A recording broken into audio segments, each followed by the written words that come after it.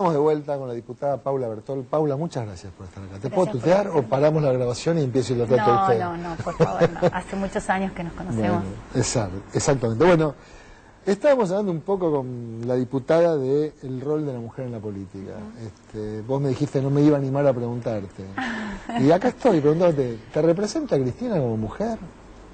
La verdad es que yo digo que no me representa. Digo, no estamos hablando de política ni de ideología, sí, sino de ella como mujer en la política. Bueno, y voy a decir por qué no me representa. Cuando Cristina asume y da el discurso de Asunción, debo confesar que me emocioné y aplaudí mucho su discurso, su narrativa, que tenía que ver con que, bueno, yo voy a abrir el diálogo, a construir de otra manera y voy a traer más institucionalidad. Y además voy a ser una mujer en el poder. Digo, voy a ser femenina, esa era la interpretación. No me voy a masculinizar, había un montón de mensajes o submensajes.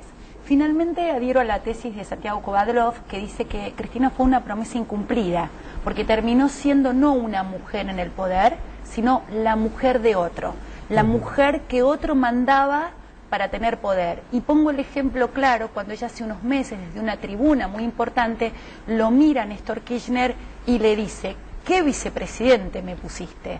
Con lo cual, digo, cierro con esto, porque claramente hay alguien que le está marcando lo que tiene que hacer, hay alguien que le está diciendo lo que tiene que decir, y más allá del carácter que la presidenta aparentemente tiene, es una mujer plantada, fue una legisladora muy valiosa, me parece que hay muchas cosas que demuestran que en la intimidad de las decisiones no gobierna sola ni toma sola esas decisiones, sino que finalmente hay otros que deciden por ella. Ahora, no es la primera experiencia, yo no quiero comparar a Cristina con Isabel Martínez de Perón, pero no es la primera vez que tenemos una presidente mujer, y las dos veces pasó lo mismo. Aquella vez era el famoso López Rega y hoy es Néstor Kirchner. Tampoco estoy comparando a López Rega con Kirchner. Si alguien lo quiere hacer, está en libertad de hacerlo, pero la verdad es que pareciera que es bastante difícil para una mujer, por lo menos las dos mujeres que tuvimos como presidentes, ejercer el poder, ¿no? Sí, sin un hombre atrás. No coincido en ese análisis porque, a ver, hubo tantos hombres inútiles e incapaces que estuvieron al mando de este poder y nadie le preguntó a otro hombre, ¿usted piensa que van a volver a votar a un hombre después de la incapacidad o de la corrupción que han tenido en el poder? Por eso me parece raro cuando me preguntan, ¿usted cree que no ha perjudicado a las mujeres Isabel Martínez de Perón o Cristina? Yo sinceramente creo que cuando uno se postula al poder lo que tiene que hacer es demostrar cuál es su capacidad, su idoneidad. Sí creo, por supuesto, en las diferencias del género, para eso he estudiado, he leído, mucha gente discute sobre este tema y creo que no ha consultado ni un soneto, ni la Wikipedia, ni lo ha googleado. El término género, sinceramente, digo, para dar un ejemplo claro, hombres y mujeres en el mercado laboral mundial, las mujeres estamos subvaluadas en un 30%, es decir, en el mismo puesto de trabajo mundialmente cobramos un 30% menos que los hombres. Entonces, es raro que alguien venga a discutir con autoridad que no hay diferencias de género. Y también hay otra cuestión que está muy probada sobre el tema de la forma de construir de las mujeres, esto lo dice Sally Helgensen, que es una especialista en los temas de mujer, que las mujeres construimos en forma más circular y plana los esquemas de poder. Sobre más piramidal. Exactamente. Mira, yo podría estar, me parece, varios días hablando de esto, pero a lo mejor nuestros televidentes también quieren saber qué pensás de lo que está pasando con este país dirigido por esta mujer. Digo, ¿qué año lo avisorás? Un poco estamos hablando con José Luis Pérez de lo económico, es un año bastante complicado, inflación de 25%, ya sabemos las tensiones sociales que crea la inflación, la puja por el salario, los salarios por la escalera, la inflación por el ascensor. Y en lo político, ¿qué pensás? Porque empezó difícil, empezó mal el año político, ¿no? Pienso que estamos atravesando una situación muy complicada, lo vivimos día a día en el Congreso Nacional, con un gran esfuerzo por una oposición muy distinta entre sí, pero también digo esfuerzo porque el diálogo está abierto, es permanente. Las reuniones... ¿El diálogo con el gobierno? El diálogo entre la propia oposición, ¿no? Ahora sí. A pesar de que hay muchos egos y muchas, también te diría, mezquindades, lo que me parece que empieza a surgir por una cuestión de necesidad es avisorar un futuro.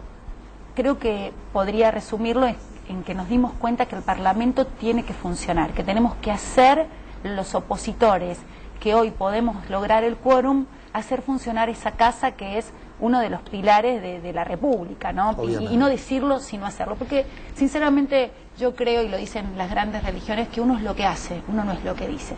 Entonces, estamos trabajando en eso. Me gustaría poder transmitirle a la gente que hay un compromiso de parte de todos. Hay algunos sectores que en realidad están un poquito más jugando al ni.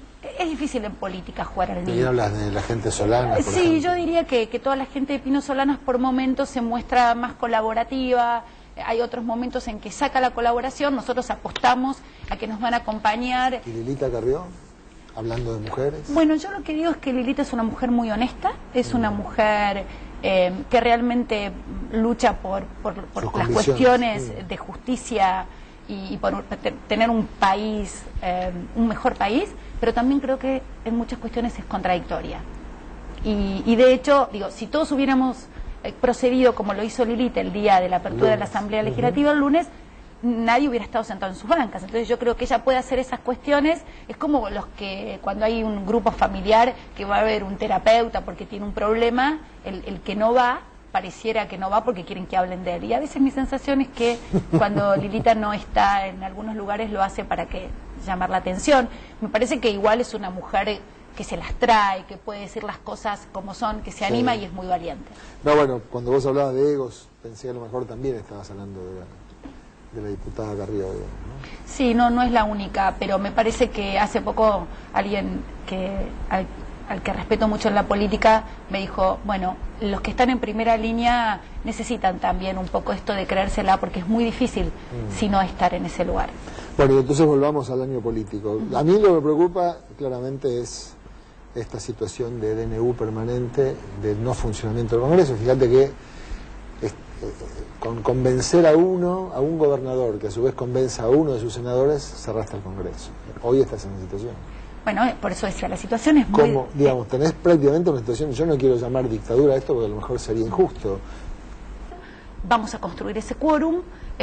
Si el quórum no se construye, que son 129 diputados, los que no estén van a tener que explicar por qué no están. Pero nosotros apostamos a eso, apostamos a plantear que los DNU tienen que tener una necesidad y una urgencia, y que cuando el Parlamento está funcionando es una falta de respeto y un atropello creer que la presidenta puede seguir gobernando por decreto. Es verdad que este país tiene un fuerte presidencialismo donde la figura del presidente o de la presidenta tienen en la Constitución un rol muy importante, pero es verdad también que somos tres poderes. Entonces, una vez más, vamos a insistir, a pesar de que lo que vemos que está enfrente es realmente poco alentador, diría que es gravísimo, porque ya a esta altura uno durante mucho tiempo se cuidó de decir o mencionar algunas cuestiones que podían destemplar los ánimos, pero sinceramente es grave lo que está ocurriendo, porque si la presidenta abre el Congreso y dice, bueno señores, yo hoy he dictado un DNU, en vez de decir, hoy estoy bajando una ley para que ustedes traten, quiero decir algo, Sergio, nosotros no tenemos miedo y creemos que la justicia